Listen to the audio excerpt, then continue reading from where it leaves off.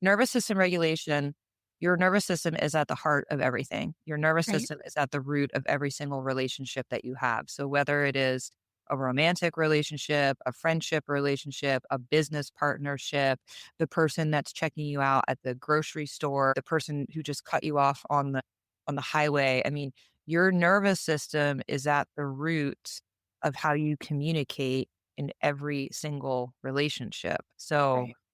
whatever relationship we're talking about, if you are stepping into that communicative space with somebody from a dysregulated state, you're going to be communicating either from a place of shutdown or a place of defense. Or you're going to be stepping into that space from a regulated state, which is going to be open, clear, this ability to listen, before speaking. Welcome to Next Level You podcast. I'm Stefanie Dingbaum, your host, your biggest cheerleader, and your go-to girlfriend for real, raw, and uplifting conversations about leveling up in life.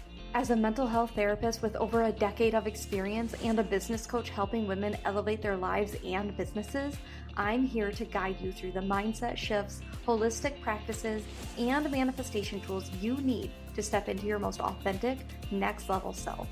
Whether you're here to ignite your personal growth, elevate your professional game, or simply rediscover you, this podcast is your invitation to dream bigger, go after your goals, and unapologetically claim the life you deserve. So grab your favorite drink, get comfy, and let's dive in. It's time to up-level, manifest, and glow. Welcome back, beautiful souls. I have Tara Gush with me here today, and I have been looking forward to this collab for weeks now. Tara's the first person that I have brought on who specializes in breath work and nervous system regulation. She markets herself as a transformation coach, but really she's a jack of all trades. Like if I could show you her resume, I mean, it kind of blew me away the first time I saw like her list of all the different hats that she wears. She is a jack of all trades. She has trained in so many different healing modalities, and she's now bringing all of that into her coaching work that she does. She specializes in stress management, in nervous system regulation, in mind, body, and breath practices. Ultimately, all of this is just to help shift your nervous system. And then as a result of that, elevate your performance and other areas of your life, from things like communication to relationships. Like it really carries over and spills over into these other areas of your life. And that's really what we're here to talk to you guys about today. Obviously, I do really want to hit on that nervous system regulation piece, but there's so much more that we're going to dive into because that's really just a small piece of the puzzle and just a small reason why I'm bringing Tara on today. In full transparency, I just recently met Tara. At the time that we're recording this, it's mid-November, and I just met her a little over a month ago. We are both in the mastermind with Lori and Chris Harder. And I just like went through the members one day to see like, ooh, who would be fun to bring on the podcast? You know, they're really encouraging us to support each other and go on each other's podcasts and whatnot. And so I just like went through the list of members. And when I went onto her website, I was like, I have never brought somebody on the podcast who specializes in her area, her healing modalities. And I just felt called like, this is who I need to bring on, especially going into the new year when we're like focused on health and wellness and coming back to ourselves. So, yeah, Tara is a new friend in my life. And to be honest, I'm going to just let her introduce herself because I probably can't do it complete justice. So, Tara, why don't you go ahead and introduce yourself? Sure. Thank you. That was a Yeah, lovely introduction. I think that was thanks. pretty clear. And thank you. And very, very kind words. Yeah. I know right before we hopped on, right, we were talking about like, what do I call myself? What is it Yeah. exactly that I do? And sometimes I feel like, yeah, I'm doing a lot, but everything's interrelated. Mhm. So I work as a transformation nervous system coach. The main modality that I integrate with clients for coaching is breath work. However, I also have training and integrate somatic practices, stress management practices, movement practices, mindset. My background started in teaching. I was an elementary school teacher, special education for 10 years. And Wow. so I worked in the classroom with mainly students with behavioral and emotional difficulties. And Then I ran a couple programs and I worked in a couple, like, I don't want to say administrative roles because I wasn't a principal, but I worked as Title I coordinator and as the special ed coordinator and Wow. math specialist and ran some things of that nature. And then I shifted out of that career into a business owner and started doing dog training, which interestingly enough, I thought would be lovely because I would just be working with dogs. Yeah. And little did I know that it's really about the humans. So Mhm. I did get certified as a professional dog trainer. And interestingly enough, you know, special ed teaching to dog training, it's still all behavior management. It is, yeah. Right? So, going through my time as a teacher and, as a dog trainer, there was a lot of focus on just that, behavior management, and we're just gonna Mhm. behaviors and put rewards and consequences in place, right? And that's what's gonna change things, and then, we'll get into all this later, but fast forward, here I am now with new training in, neuroscience. I've been through a neuroscience program. I've been through yoga training. I've been through trauma-informed training. Yep. I'm a gut health specialist as well, and so Mm. now I come into the space of creating transformation and behavioral change with humans from the nervous system perspective, knowing that rewards can obviously play a role in things. Yeah. Having rewards and consequences work. And that was like such a big thing in my teaching Mhm. education. Agreed. But Yeah, at the end of the day, everything comes back to the nervous system. So if yeah, it you does. are working with a nervous system that's dysregulated, the rewards and the consequences aren't going to matter. So I My always think about gosh. that. If I knew what I know now as a teacher, I might not have left my teaching career. It would have been very different. But Yeah, yeah. So, my goal now is to essentially help people create a regulated nervous system so that they can then change their behaviors, change their thoughts, change their patterns. And then within that, they transform essentially from the inside out. And you have a huge life shift. So that is, interesting. yeah. We have a very similar background because I also am very well versed in behavior modification. I was a school social worker for 4 years before I started my businesses. And yeah, that's what I lived and breathed as well. Worked alongside some special ed teachers pretty regularly. And yeah, the social and behaviorally challenged children were my primary clientele as well. So, very similar background. What really stood out to me, though, as you were talking, was when you brought up that somatic piece. I do a lot of work with both my therapy clients and my coaching clients on rewriting limiting beliefs and rewiring our subconscious beliefs. And something that recently came up for me is like, I can do all this work to help you rewire your subconscious and those limiting beliefs. But if you're still holding it in your body, there's still that somatic piece that needs to be worked on. And that's what I'm missing, I feel. And so I love that you can speak to that because you're exactly right. Like if we're still holding a piece, whether it be a piece of trauma or limiting beliefs or whatever, we're still holding that in our body. You have to work through, you have to release that somehow. And I think that's a big part that gets missed a lot. Yeah, absolutely. And I think I've been trying to speak a lot more to that piece of it, Mhm. in my social media and in what I'm sharing, that breath work, breath work doesn't always look like just sitting around and like namasteing and Right. sage, right? To me, for me, I say breath work is that moment you choose to go walk on the trail instead Yes. of sitting and sitting with whatever it is coming up, right? Breath Mhm. work is jumping on the trampoline, getting on the vibration plate, doing ecstatic shaking. I just taught a workshop on Saturday.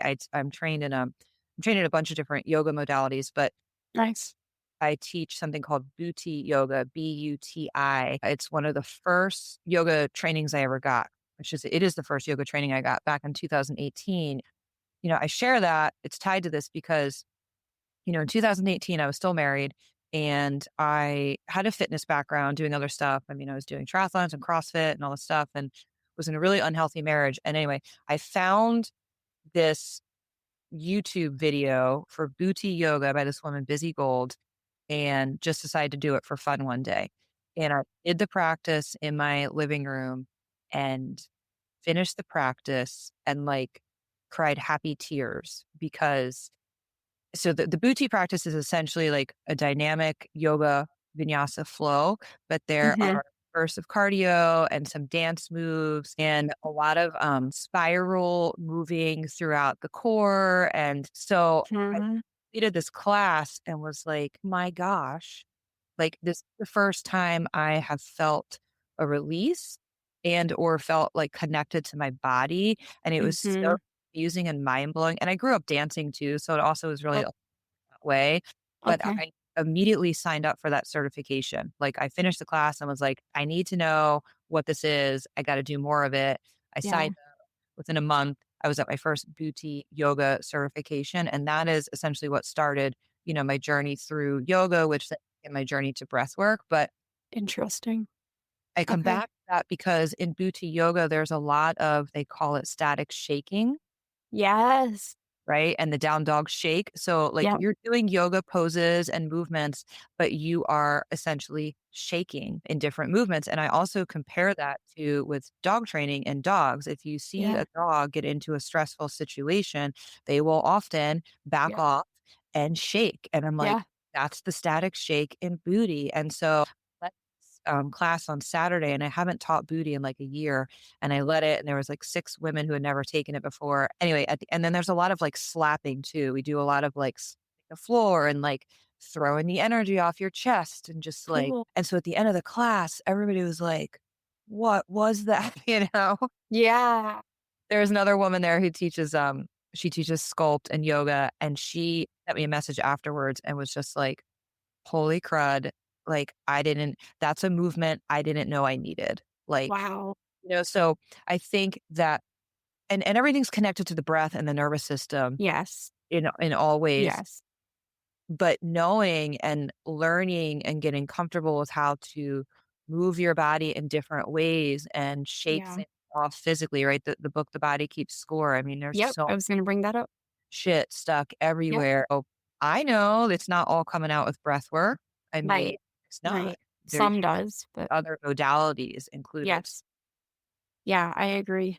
Wow, that's so powerful. What a great story, like a good testimony to what this can do for you. And I've heard of like from other yogis, like when they get heavy into yoga, sometimes those like hip opening poses will just like trigger Mhm. a sudden like outburst of tears that they didn't know they were holding in a specific part of their body.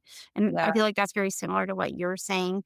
But before we like really dive into this, can you just like at the most basic level for somebody who's like WTF is nervous system regulation, can you just like break that down first? And then I really want to dive in. So what does that mean when we talk about nervous system regulation? Yeah, so such an interesting and heavy question because Yeah, if you're in the Instagram land of somatics, this topic is a hot topic and there's a lot of yeah, it is. I don't wanna say sparring, but there kind of is some sparring online about all this. But so I think for me, the easiest way to explain it is that nervous system regulation is creating and expanding the capacity to hold space for all emotions and all Hmm. things, right? We have this idea, I think sometimes nervous system regulation means we're going to be calm, cool, collected all the time. We're never Right. gonna get triggered. We're never going to experience anxiety. Right? So to me, nervous system regulation equals a nervous system that is flexible, that is adaptable, that is resilient, and is able to set itself. Very well said. I love that. And I want to go off on more, but we'll get to that later. So I'll leave it at Yeah, that. and it's like giving yourself permission to feel all the feelings, but recognize you don't necessarily have to set up camp in Exactly. some of those places. And your body has the ability to hold those feelings, but not like take it on maybe as your identity. And Mm, I think the hard part, what I've learned from like my previous roles in counseling and as a social worker is like, if you grew up in a household that was really toxic or where there was a lot of trauma or abuse, like your body has been functioning from a fight or flight state for years. And now, as an adult, when you're doing that nervous system work, it feels so foreign and scary, for lack of a better word. And there's discomfort and learning to embrace this new place, which ultimately will become your new comfort zone. It can be really intimidating for people, but I don't know, in my experience, it's like the best thing I've ever done for myself. I did my first breathwork experience last February, and like my whole body was vibrating. It was wild. Like I had never experienced anything like it before. It was almost like I felt like I was floating.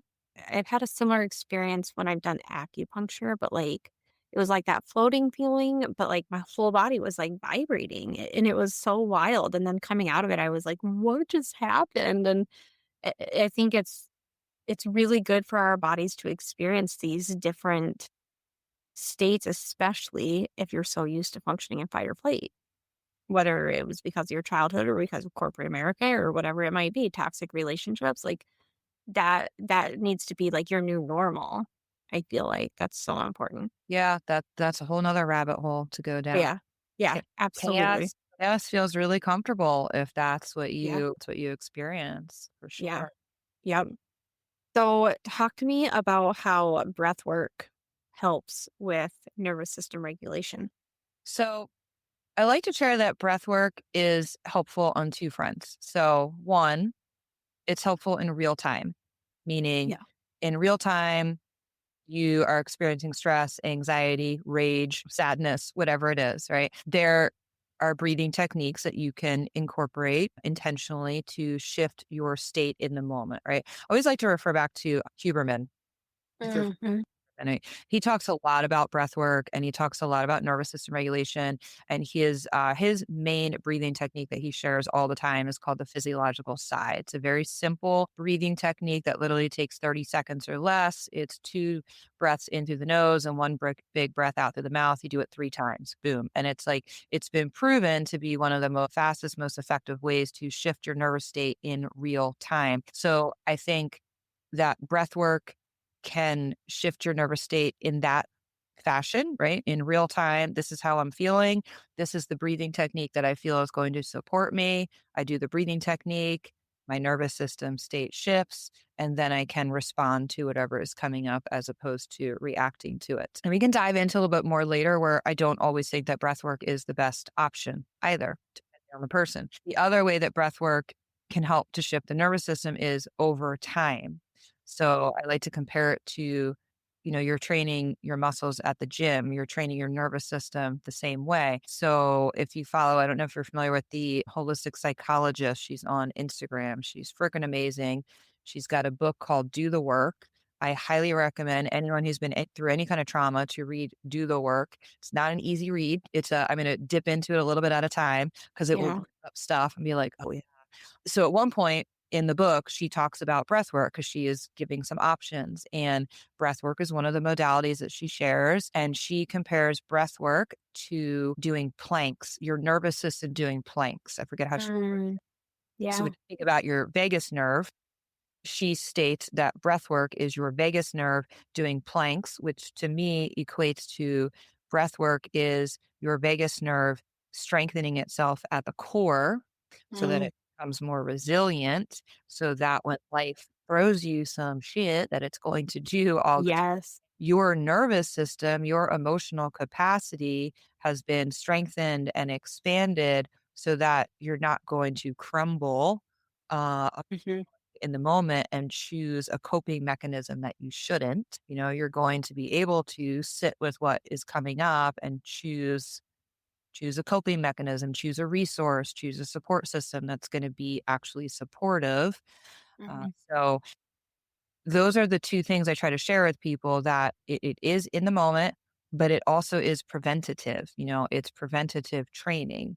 So it's Yeah. not like you just come to one breathwork journey every 3 months and then go back to Right. regular life. It's like anything else. You have to, whether it's breathwork or meditation, there has to be some type of nervous system training on the daily in order to maintain Yeah. system regulation. And it's interesting because the conversation that I see that comes up in Instagram world, and I share this because I think it's kind of important to discuss. There's a somatic practitioner that shares something like, if you need to go back to a modality over and over again to reset your nervous system, then it doesn't work. And the reference was to breath work. And I always come back to that statement because I'm like, I mean, to me, that sounds like if you really want to stay healthy and lose weight, then you shouldn't have to go back to the gym over and over again. Yeah, I agree. I mean, there's so many different examples that we could come Right, up with that I'm like, that statement makes no sense to me at all right, because yes, your nervous system should be able to reset itself, right. obviously. However, you still do need to train your nervous system consistently to be able to do that, just like you take care of your car on a daily basis. Mhm. So your car works for you, or you're putting the right foods in your body, right?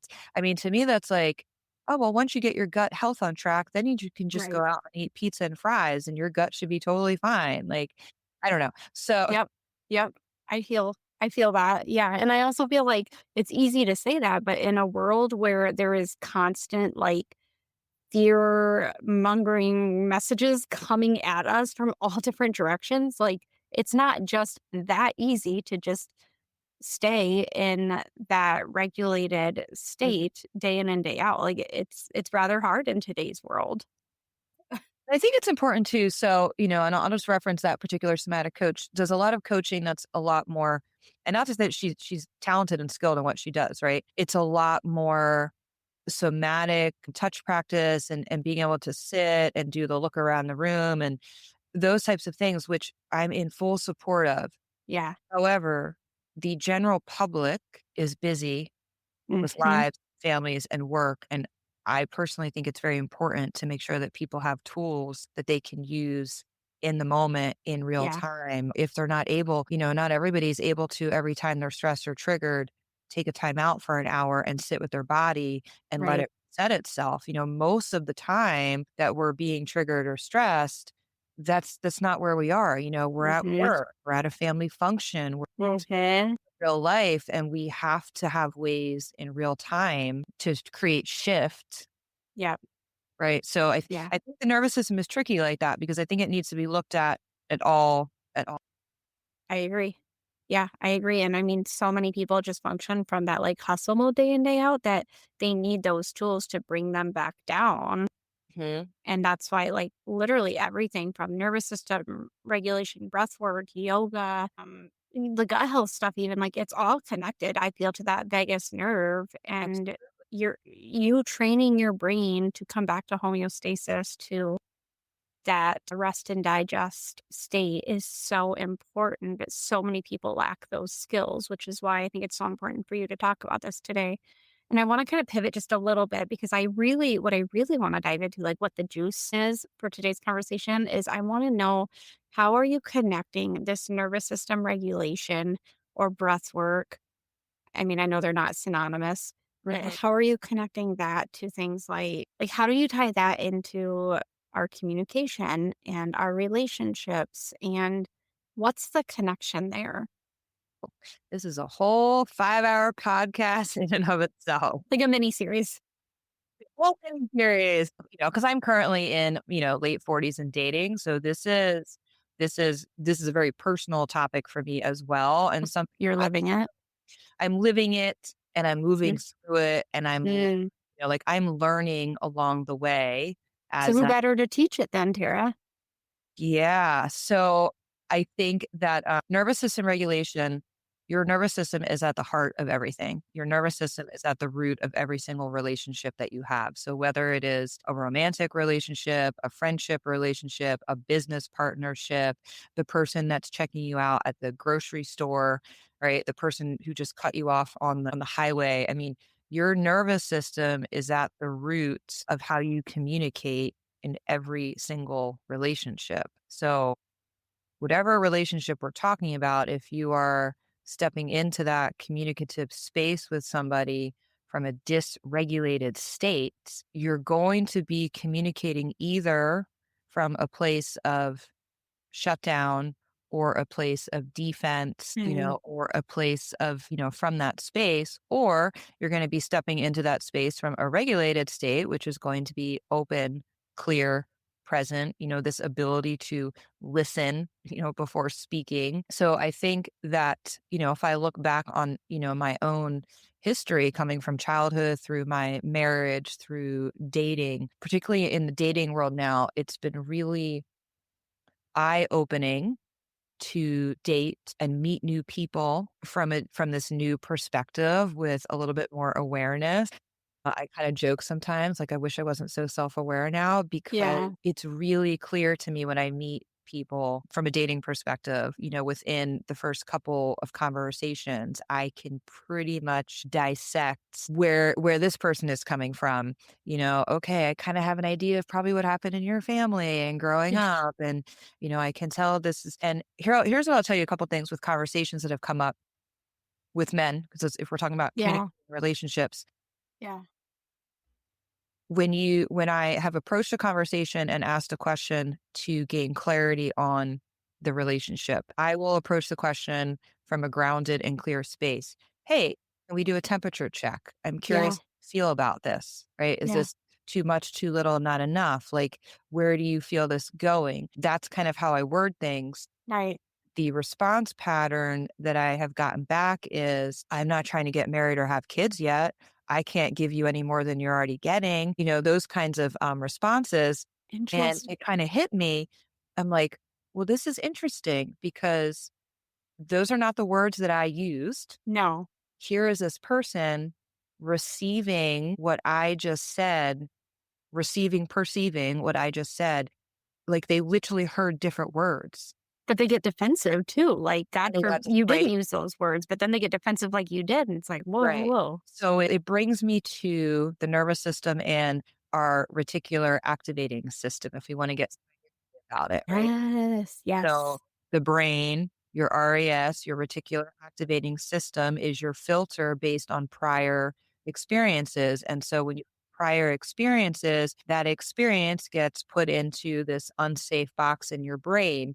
And so when you are put in a situation, if whatever's coming out feels like similar to that unsafe thing, you're perceiving it that way. And so that's kind of, and I'm noticing it more as I'm actually speaking out loud with you, that is what is coming up for these men. Yeah, Like, I think so. right, there were these prior experiences with Right. their ex or their mom or whoever it was. And Right. my conversations just say in the words like, "Hey, can we have a talk?" Right. "Hey, I'd like to know what you think about this." From my Hmm. perspective, that's very non-threatening, I agree. but Yeah. it's being perceived in a threatening way. It's being perceived as something that's not safe, and the Right. words are even being twisted in the brain. Because that's their schema based on those past experiences. And it's almost like that RES acts as like the gatekeeper. Like I decide what goes through and what doesn't go through. And that that makes complete sense now why they act that way. Which I grew up being taught it's healthy to do a temperature check. It's healthy to define the relationship so that you're on the same page moving forward. But that's when you're young and you don't have as many schemas built up yet. Mhm. And that's new for me. I Okay. did not have those skills growing up, which is why I ended up in the marriage that I did. And, Sure. Sure. so these are all skills that I have learned over the last 6, 7 years. And so I feel very confident and Yeah. secure and grounded in being able to have those conversations because I Good. feel like clarity is important. And dating is hard. There's all these things It about when's is. the right time to do it and all those things. But I think that, and whether you're talking about romantic relationships, and it happens at work as well, Yep. you have a conversation with someone and their response doesn't match what you said. And so it Right. all goes back to perception and Yep. how the other person's brain is perceiving what you are saying. Yeah. Perception goes back to whatever experiences they had typically from childhood. So Right. Right. it's a And really it's interesting. powerful. I Yeah. mean, you can see it in so many different relationships. I see it in friendships. I see it all across the board, I feel like. But I think the big thing is if historically there's a lot of tense emotions around a specific relationship, like if marriage was always equated to trauma or anxiety or arguments or whatever it is, then that topic coming up in the future really triggers those feelings again. And then you're back in that dysregulated state ultimately. Yeah, absolutely. I mean, one of the more recent conversations that I had over the summer where I posed that question, and I initially just said, "Hey, can we have a conversation?" The response was, here we go. This never goes well. And I was, Wow. "What do you mean?" I said, I just want to like have a casual conversation about something. Right. So it's like this immediate, like as soon as the words were stated, can we have a conversation? That was enough to trigger it's already going to be a bad conversation. Mm, Not even knowing what the conversation was, without had nothing to do with tone of voice. It was just like that statement. So yeah. it's really interesting, human I think, behavior and verbiage and perception. yeah. I think the self awareness piece is huge, though. I think if you can at least go into it aware that, I even recognize like sometimes communication for me, specifically in my marriage, like sometimes I come up defensive when I know I don't need to be. But as this is like the first time in my life I've been in a healthy relationship where I haven't had to be on the defense. And so I get why that's my MO, but it's something that I've worked on and continue to work on. But like if I didn't have that awareness, I Mhm. could see how it could be detrimental to the future of our marriage. I think Absolutely. that's huge if you know like how do I tend to show up or how do I tend to react to certain communication patterns. Yeah. Because when we're not aware of our own patterns, we Right. just automatically think that we're right or that we're being wronged or Mhm. whatever that is. And so this awareness of being able to step back and recognize like, "Oh, this is a pattern. I need to dive into this. Why does this keep coming up for me? Awareness is the first step, I like to say. I agree. Yep. Just having that can change a lot of things. Okay, real talk for a second. How many of you have a drawer full of supplements that you know you should be taking? Half the time you forget, or you're just exhausted by the whole routine. Like, you've got the magnesium, the adaptogens, the gut health stuff, the metabolism support, and every morning it's this full production just to choke down a handful of pills. And then you're left wondering, is this even working? Is my body even absorbing any of this? Yeah, I've been there too. And that's exactly why I'm obsessed with the patch method. Here's the deal. The patch method was created by Lindsay Burwell, an absolute powerhouse entrepreneur who got fed up with pill fatigue.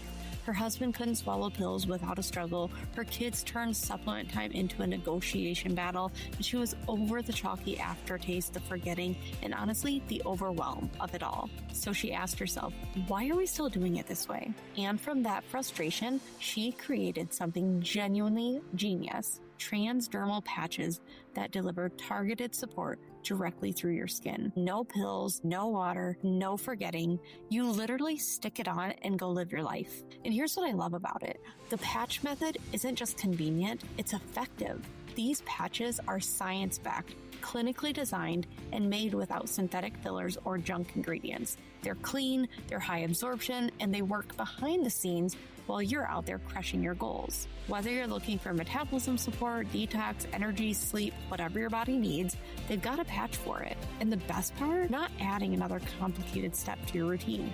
You're actually simplifying it. I'm someone who's all about holistic wellness, but I'm also realistic. I don't want wellness to feel like a full-time job. I want it to be effortless and actually fit into my life. And that's exactly what the patch method does. It's biohacking made sexy. It's optimization without the overwhelm. It's the solution I didn't know I needed until I found it. And now I can't imagine my routine without it. So, if you're tired of the pill grind, if you want something that actually works without all the extra effort, or if you're just ready to level up your wellness game in a way that feels modern and aligned, you need to check out the Patch Method. Head to thepatchmethod.com, that's thepatchmethod.com, and use code NEXTLEVEL ### for 10% off your order. Trust me, once you try it, you're going to wonder why you didn't make the switch sooner. Well, can you talk about how clients can tune into their bodies more to maybe recognize like what their body's trying to tell them, like those body cues and signals Mm. to know like I need to regulate myself, I need to incorporate before giving any like tools or tips. Like I think that self-awareness piece makes sense and then moving into like listening to your body, which I think is a part of the regulation piece. Mhm. Yeah, which all goes into the modality of breath and meditation. So I spoke on this last night. We had our final coaching call for a program that I'm doing, and the topic last night was stress management for the holidays, Perfect. right? The holiday season. And that was a big piece of it. And it's a big piece in the breath work and meditation. So if you take one of my classes or work with me in any way, if I'm guiding you through breath work and or meditation, you are going to hear me say, notice, witness, observe 100 times over, right? I will continually say, notice, witness, observe. What sensations are rising and falling in your body? And then I'll call out body parts. Do you feel tingling in your hand? Do you feel a lightness in your head? Are you feeling a little floaty? Are you feeling a change in your body temperature? Do you feel lightheaded? Is there tightness in a certain body part? So notice, witness, observe sensations, temperatures, repetitive thought patterns maybe that are moving Mhm. mind. And before we do any breath work or meditation, there's always a body scan as well. So before we begin the process, okay, we do a full body scan from the crown of your head all the way down to your toes, really tuning in. Okay, where do things feel tight? Where do things feel crunchy? Where do things feel soft? And then at the end, noticing it as well. And then also throughout, so really trying to notice, witness, observe, and pay attention to, okay, as my nervous system is coming from this sympathetic state and shifting into the parasympathetic, how am I experiencing that in my body to the point where you can literally feel it like in every cell in your body? And the point of doing that is taking that outside of the breathwork practice. Okay, so now you know more about your body. So when you're in that conversation with that person, or you're having that disagreement at work, or Yeah. that person just cut you off on the highway, notice, witness, observe. I just got flushed in the face. Oh, Mhm. it's got a little like tightness in the belly or the chest. I just felt my jaw lock up like I'm grinding my teeth. So and start to notice and observe your body physiologically responding to something before your mind is actually responding to it. Mm. And then you can say, I'm noticing this. This is telling me something. I should probably pause, take a deep breath, acknowledge what's happening. And then how do I want to shift my state of being in order to respond to this thing differently? That's powerful. Yeah. I mean, to me, that's like so basic, but to people who don't practice this on the regular, I'm sure a lot of listeners, like, this is just not how a lot of people function thinking this way, like thinking through like their body cues and those signals. Like, it's just not common practice. And I just imagine if, as a society, if we were to truly incorporate more of this into our interactions and our relationships, and how there would just be a societal shift. Yeah. I think part of it is that stress and anxiety have become such a part of the norm. Yeah. It is just quote unquote so normal to be Hmm. hyper vigilant all the time and to be Yeah.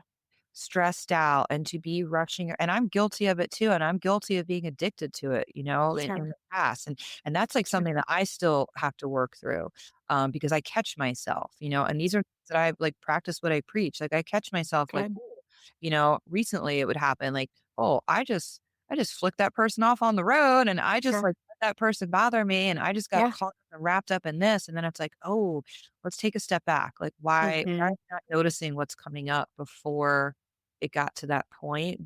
Yeah. Because we're all living in this rat race. And so Right. it's so normal for people to feel that way. Same thing with gut and digestion issues. So Yep. to not feel that way, going back to the beginning of our conversation, right? To not feel that way is uncomfortable. Like, what do you mean I get to just sit? Hmm. So I'll never forget a couple years ago when I started with Melissa, who's in our mastermind, Hmm. part of the mastermind. I started with Melissa almost actually 4 years ago, we figured out. So I've been working with her for 4 years. Melissa, the gal who's trained us on Yeah. social media and stuff? Yeah. Mhm. Wow, okay, Yeah. cool. Yeah. She's been my coach for 4 years. Wow. And I entered a program with her 4 years ago, and it was her and another gentleman, Brad. They put this it was like one of her first 90-day things, and Brad was the mindset coach, and we had our call one day. And I was still kind of on the tail end of coming out of some things with my divorce and stuff with my family. And he made a statement to me and he said, Tara, what if it doesn't always have to be such a struggle? Yeah. And at the time, I was like, "I don't know what you're talking about." Like, I was like, "I don't know what you're talking about. My life is a struggle. It's always been a struggle. My childhood was terrible. Like, the universe just has it out for me." And that's, those were still kind of part of my thought processes. But I Yeah. always go Yeah. back to that statement because it's a reminder, like, that life doesn't have to be a struggle, and I still Yeah. things going on in the background with family dynamics. And Yep. there's some things Yep. that will not change, but it's a Yep. matter new boundaries and shifting myself. So Mhm. I agree. receiving it that way. But I think in general, that's a big piece of it. And so It is.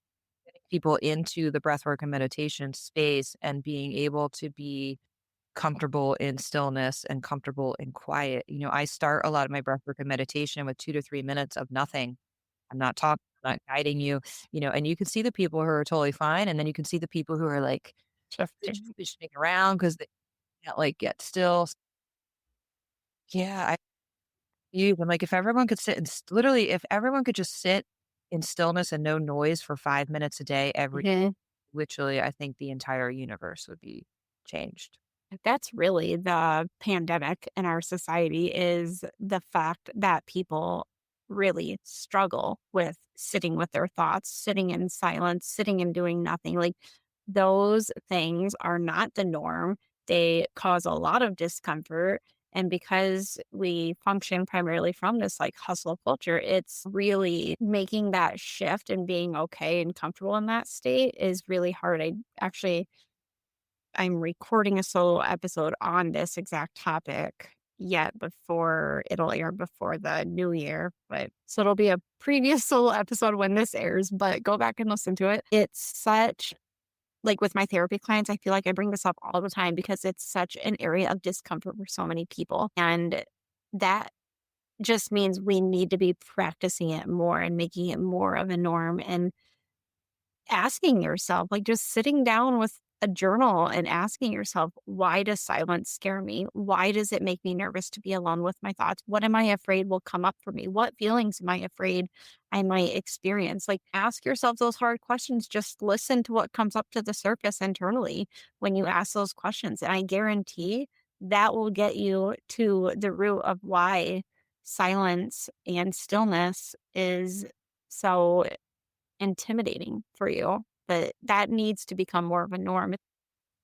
It'd be good for our nervous system, but I also just think it will bring you closer to your higher self, to that higher source, universe, whatever it is. Yeah, Yeah, it's so interesting because conversations always tie into each other. So one of the totally. conversations that we had last night on the call was, setting non-negotiables and creating boundaries for yourself through the holiday.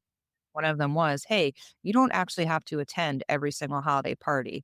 And also, you can attend the holiday party and bail out in an hour or two, so because I shared Monday night, I got invited somewhere for this festivity thing and I didn't really want to be out late. I was tired. I kind of didn't want to go. I still went, but I set a boundary in my head. I'm going to go 2 hours tops and then I'm going to go home. And that's exactly what I did.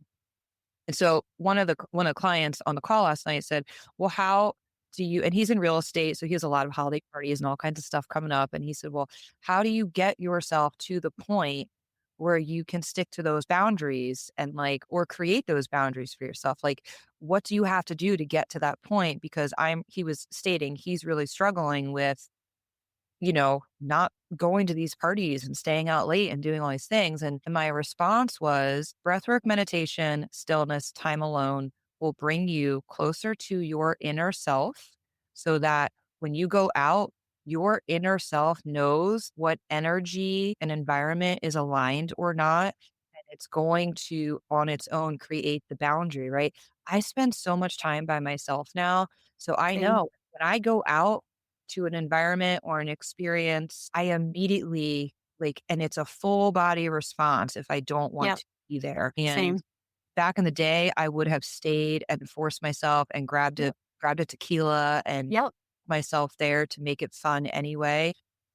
And then I'd be drunk and waking up feeling terrible. And Yep. now The other night I got a non-alcoholic seltzer and I waited out my time and then I left.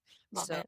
my response to him, and it goes with exactly what you just said, like the more that you are able to connect with your inner self, your higher power, whatever that is, the more you're going to create boundaries and stick to your guns about what does or doesn't work for your energy. I love this topic. I couldn't agree more. I feel like this is something in the last 6 months to a year that I have practically mastered, and I feel totally comfortable with it now. Like I just feel I have connected with that higher power so much that I now have like no reservations about when I say yes to a certain environment and when I say no. And the people pleaser in me, like she's practically gone because like that shadow self just doesn't show up anymore because like I'm living my life for me. And if I say no, I'm saying no for me. And it just doesn't bother me anymore if that disappoints people. But I also like what you said about like picking and choosing what you attend. And I know that sometimes it's hard because you can't always say no to certain family gatherings, but you can also, when you are choosing to attend those family gatherings, you get to choose which conversations you attend to. So, like, I will pick and choose when I engage in certain conversations based on what's going to, like, maybe heighten or trigger the nervous system. You don't have to engage in all of those conversations, especially if you know it's going to trigger you. If you have no choice but to attend something, then you're just going to be picky, more choosy about which conversations in the gathering you're truly going to be present for and which ones you're maybe going to sit back and just act like a fly on the wall and just simply observe, but not like take it in. I think that's a skill that's really hard for people, but like, again, we should try to master that because that would also be good for our relationships because I get it. You can't always sit out with family gatherings, but you can sit out certain conversations within that gathering, which would help your nervous system. Which goes back to the conversation previously about communication. And so Yes. some of what I will talk to clients about with that piece of it is that sometimes in the beginning it has to be scripted because Yes. it's a learned skill. So, Yes. the verbiage and the words that you choose are important when you are setting your boundaries because, Mhm. we can talk about different ways and different words that make sense and are clear and kind as well. So Yeah. I think that sometimes in the beginning when we don't have the skills and we're still uncomfortable with the skill because, it's another thing too to address is this is not an easy process. The process of No. setting new boundaries and taking yourself out of situations and watching your circle get smaller and all the things, it's a really painful process sometimes. Mhm. But I do think it is a learned skill. And I think that scripting in the beginning is a solid thing to do. Come up with blanket statements and blanket sentences that you are going to use in different situations, when you're uncomfortable or you don't want to have the combo or it's time for you to leave or you're Yeah. not having alcohol or whatever it Right. is. And then the more you use the script, the more it just becomes comfortable. And then you probably shift it a little bit and make it your own. But, Totally. we need that scripted support sometimes in order to take that first step to set the boundary Yeah. and then move with that. So, Very yeah. well said. I love that. So, since you brought up the topic of like learning to sit with silence and learning to be comfortable being alone with your thoughts, and I know that's not a skill that comes naturally to so many people, but I just want to speak to that a little bit because it's not like we're not saying that you have to like starting tomorrow, I want you to sit for 30 minutes in silence or even just like listening to frequency or something. Like start it with those baby steps where like maybe I'm just going to set a timer for 2 minutes tonight and I'm just going to start there. Like baby step your way to silence, to that discomfort. And over time, you're going to see how that grows. Is that how you would recommend people like learn to incorporate this more into their routine or into their life? Yeah, absolutely. I mean, so currently that's what I do. I tell people if you need to start with 1 minute, start with Okay. 1 minute. And then you Right. gradually work up, right? And you get to however many minutes you want to sit in silence. Breath Sure. work, I have recordings that are anywhere from 2 minutes to 20 minutes, so with Love. they're doing shorter 3 to 5 minutes. They have a 10-minute option. They have a 20-minute option. Interestingly, as I'm moving into the new year, one of my new coaching programs is 45 to Thrive. But part of that is giving 45 examples, 45-second nervous system resets, kind of speaking to the woman who is busy, right? You might Yeah. not have time to sit down for 45 minutes a day, but there's not one person who doesn't have 45 seconds. And you got 45 seconds 3 times a day. Okay, now you got Yeah. 2 minutes. So Mhm.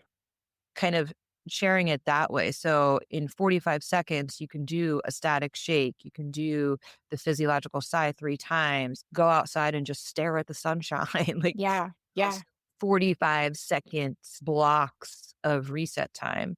Okay. Love that. Talk to me more about this 45 to Thrive challenge. So, well, we're finishing up a 45 to Thrive challenge that I'm doing with another coach. And then my one on one coaching will also be 45 to Thrive. And that will be Awesome. specific for females. So it's a 45-day coaching program with the option to, go longer, but 45 days with the goal of, 45 minutes a day for you, whatever that looks like. But we also integrate the 45-second resets.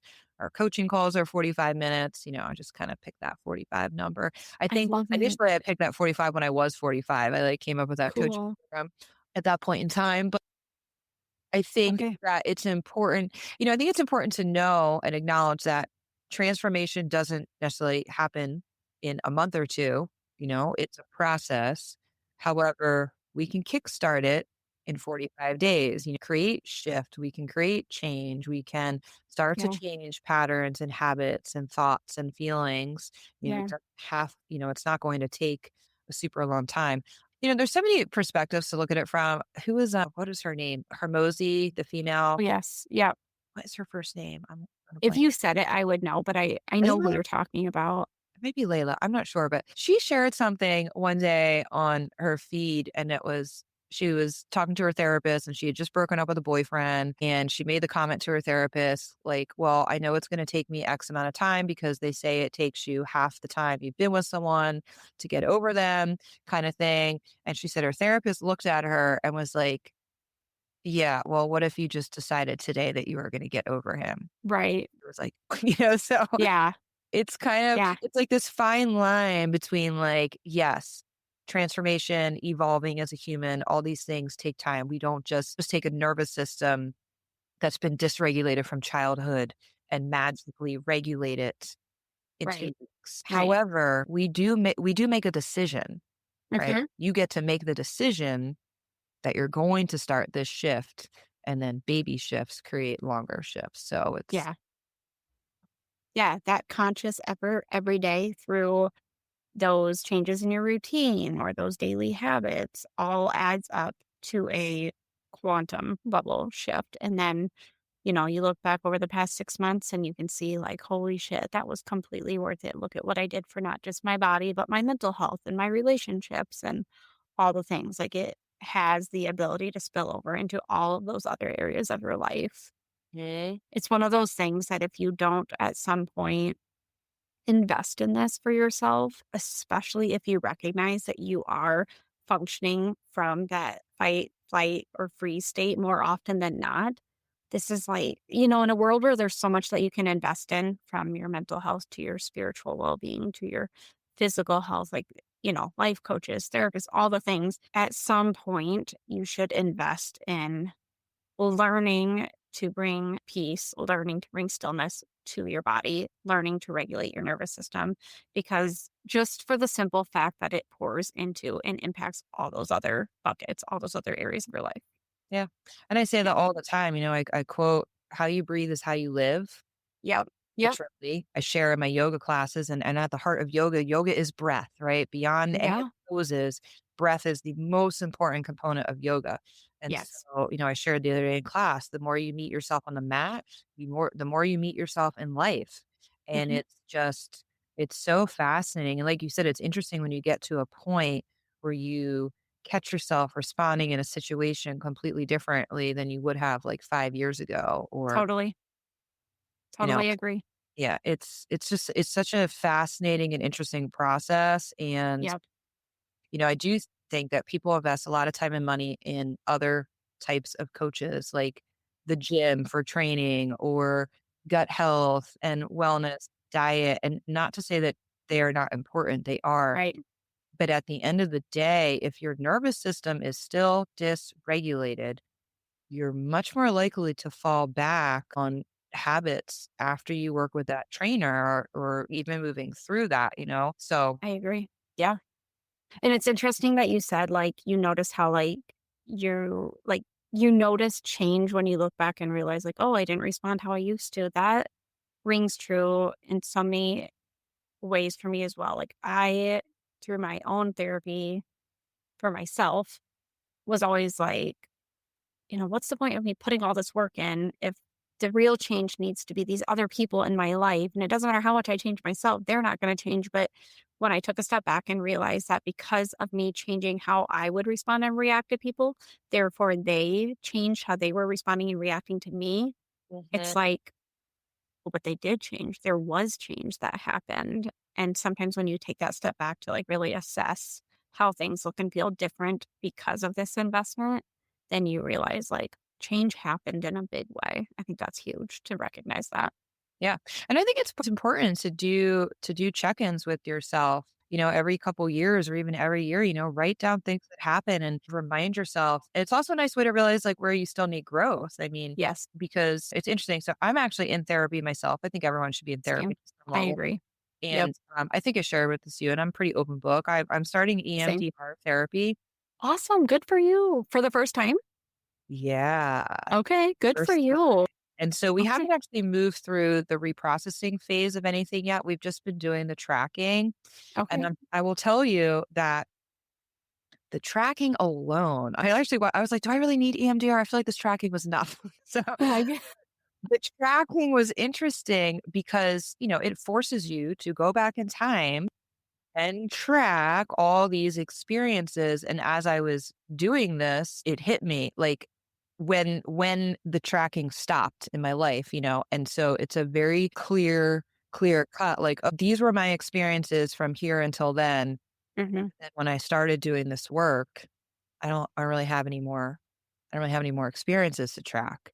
mhm. So I think that, whether you want to dive into EMDR or you want to just journal on your own, but take stock of your own shit Yeah, over your lifetime and notice, witness, observe, the yeah, relationship you've had, how, why, when, and they ended, what role you played in them, what role, and I always like, I come back to that, what role you played in things, right? If I look at yes. myself coming from my own childhood and my marriage, which both involve some pretty hefty trauma, the statement, acknowledge what your role was, is not about placing blame, right? It's this acknowledgement of, oh, my role essentially was that I didn't have a regulated nervous system moving into my marriage. My subconscious chose this person for reasons related to my childhood. And I stayed through all these things Mhm. because I wasn't regulated and going back to the chaos was comfortable. This is Yep, familiar. This yep, is how people live. yep, This marriage. yeah, I agree. And then you finally get to a point where, as I shared earlier, I did the first yoga training in 2018. I was still married. I started going to therapy. I read like 40 self-help books. I started doing all these things. I went and did my 200-hour yoga. And within a year, I left my marriage because I was finally rewiring my brain. And I'll never forget just kind of waking up one day, literally, and being like, hmm, this is not this is not what life is supposed to be like, Right, right? right. Like, this is not normal. This is not healthy. Yeah, And, it's time to move on. But, it's a process. But I do think it's important to take stock. yeah, I agree. Yeah, I think if you don't stop and just look at, what have been my patterns over the years? Is there a pattern with relationships I've entered into? Is there a pattern with how I tend to communicate in certain relationships or, even just like all my relationships from how I respond to my coworkers and my boss to my friends and my parents? Like, look at, is there a pattern in these interactions? And like you said, notice, witness, what's the role that you play? Practice within itself can be so eye opening. So That's great advice, Yeah. Tara. The other question I'm going to tack on to that just popped in my head that kind of, you could either replace that question or be in addition to it, but what need is being met by this situation or by this relationship, right? So Right. there's always a need being met Yes. Yep. from whatever behavior we're choosing, from whatever pattern we're choosing. And I Yep. think that's also a really important and profound thing to dive into, I so, agree. I can look back, what needs were being met by staying in that marriage? What needs are being Right. met when I continue to date the same man with the same patterns, Right. I know what the needs are now. And then, Yeah. okay, how can I fulfill those needs myself in a different way? So I think that's a really important question to ask. This is perfect. I love the direction this conversation went today. I feel like it just feels like a couple girlfriends sharing our healing journey with each other, but I feel like this can benefit listeners in such a big way. So I'm just wondering, before we wrap things up, what's next for you? So keeping in mind this is going to air in 2026, sometime in the spring of 2026. So what's next for you? Any offerings, programs, if people want to work with you, what's available? Yeah, so this will be aired in April. My trainings so far will be complete, but there will be more. So currently, my main offerings are my shift breathwork training, which is a 12-hour training that I do locally. I currently now have two new locations within an hour of here. So I have Awesome. three locations in the Delaware area that I do in person 2-day training. And that is essentially for people who just kind of want to like dip their toes in, learn more about the nervous system, learn about breath work, learn how to integrate breath work into a personal practice, start there. It's like the beginning foundation to starting your own journey to nervous system regulation and whatever transformation you're looking for. That is going to lead into my 150-hour certification for breathwork facilitation, which is in the works. So my goal is hopefully to launch that by April or May. So that will be Awesome. up and running. And I'm not exactly sure how that's going to be presented yet. It will likely be a hybrid program with Okay. some in person and some virtual. I Love do it. have a retreat that's already scheduled with three people signed up in June of 2026. It is in the Colorado Springs area. It is a co-ed Wow. retreat with my friend Nick, who is a beautiful human yoga instructor. He does a lot of work with intention setting and a lot of community work. He's just a really great guy. But so it'll be a co-ed retreat in the mountains of Colorado with hiking, Amazing. yoga, meditation, things like that. So Wow. that is in the works. I can share the link for that. Okay.